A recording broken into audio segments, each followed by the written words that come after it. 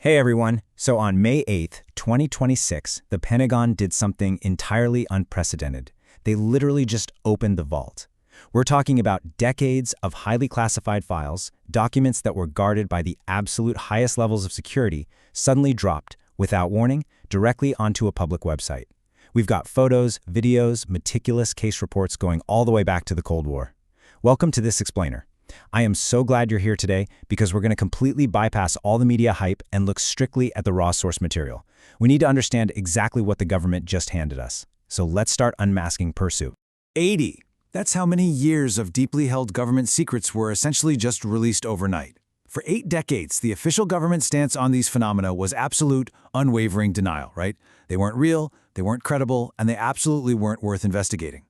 Yet here we are, looking at a complete 180-degree reversal of that policy, all dumped right into the public domain in one go.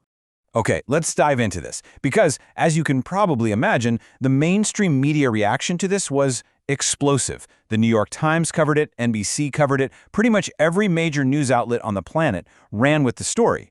But when you actually sit down and read the underlying documents, you realize pretty quickly that almost every single one of those networks completely missed the most important part. They got so caught up in the spectacle that they completely missed the actual hidden evidence. Part 1. Media spectacle versus technical facts. The disconnect here is just wild.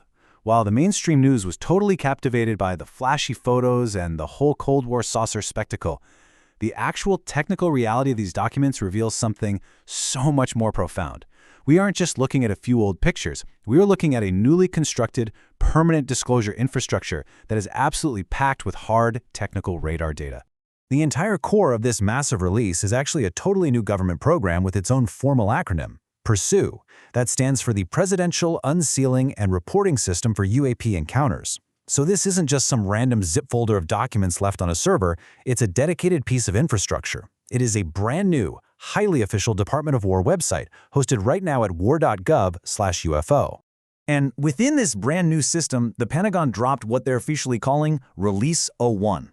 Inside Release 01, over 160 highly detailed files. But honestly, the crucial takeaway here is the naming convention itself. I mean, you don't call something Release 01 unless you've already built the pipeline for Release 02, Release 03, and so on.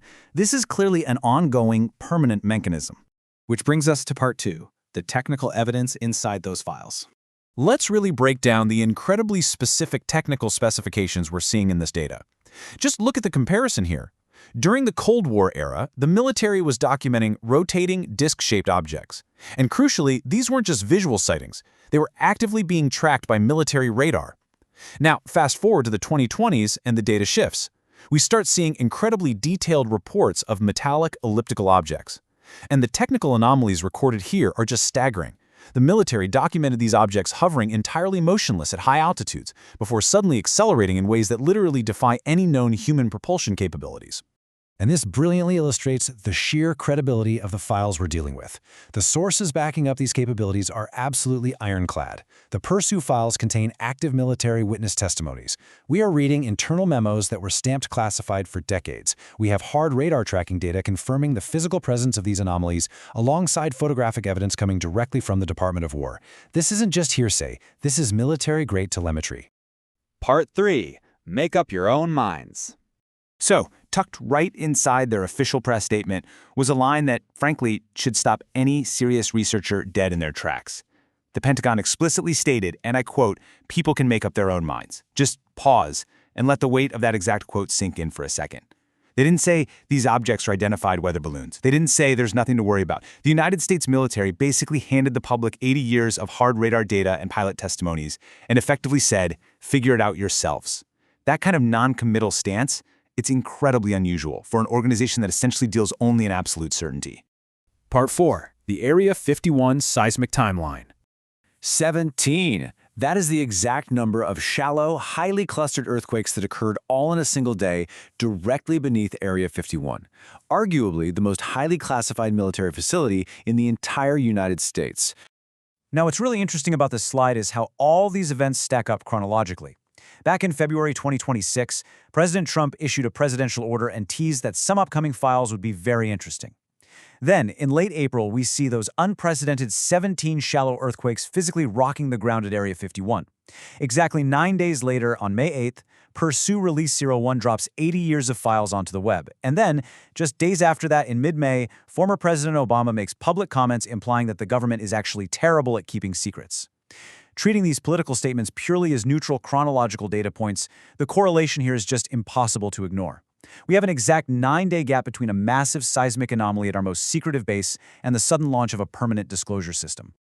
Part 5. A permanent disclosure pipeline. Let's just take a step back and look at the whole trajectory over time. 80 years ago, the official denial begins. Then, boom, 2017, the New York Times reveals the secret ATIP program. In 2021, the Pentagon officially confirms those 3 famous unexplained Navy pilot videos. By 2023, you have Intelligence Officer David Grush testifying under oath to Congress about non-human craft.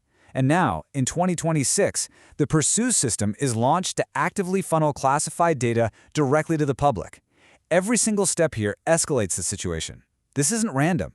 This trajectory is steadily moving towards something massive, something the world might not quite be prepared for yet. So what does this all mean? The government has literally told us to make up our own minds. And as focused learners, that is exactly what we need to do. Look at the technical data. Look at the seismic timeline.